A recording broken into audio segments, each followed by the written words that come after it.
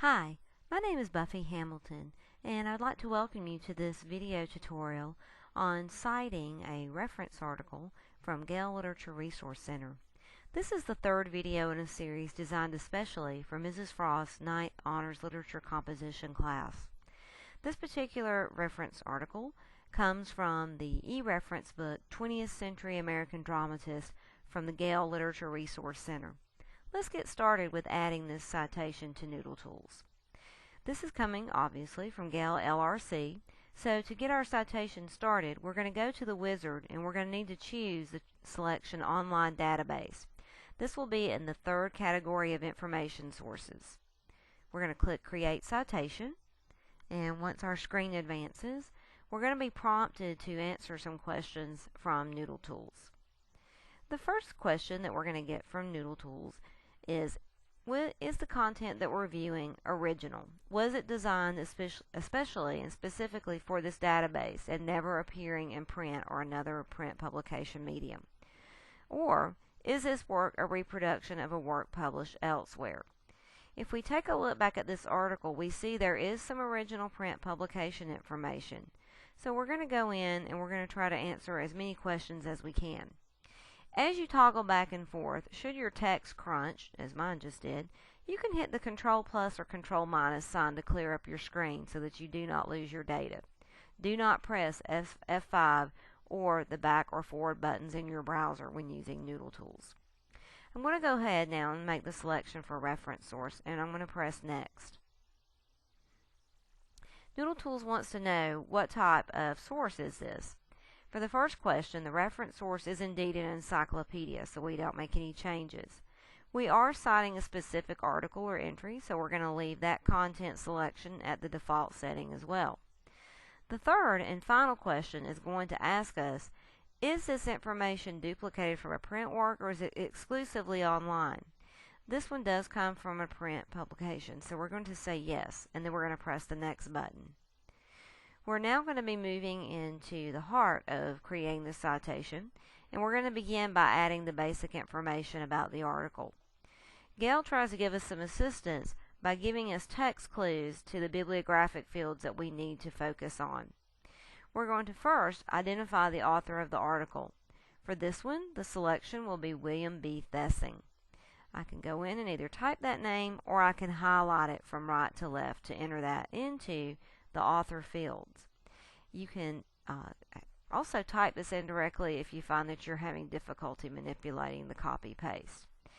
Be sure that if a middle initial is included, that you do include the period, and then be sure to press Add to make the name stick. Our next step is going to identify the title of the article or the entry that we're working with.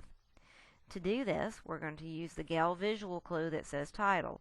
And again, you can either type the title, John Steinbeck, or you can simply copy and paste it into that box. Next, we need the name of the ebook or the reference book.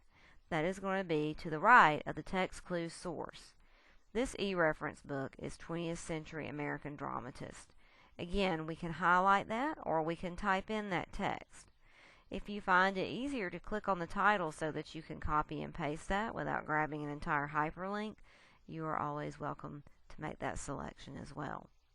I'm now going to paste that title in.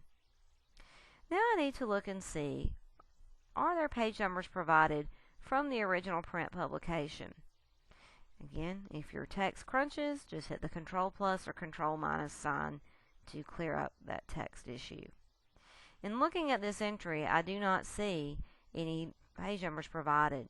So I'm now going to look to see if an editor is indicated for this information source. If an editor is present, it will typically follow the title of the ebook. The name of the editor will be preceded by the abbreviation ED.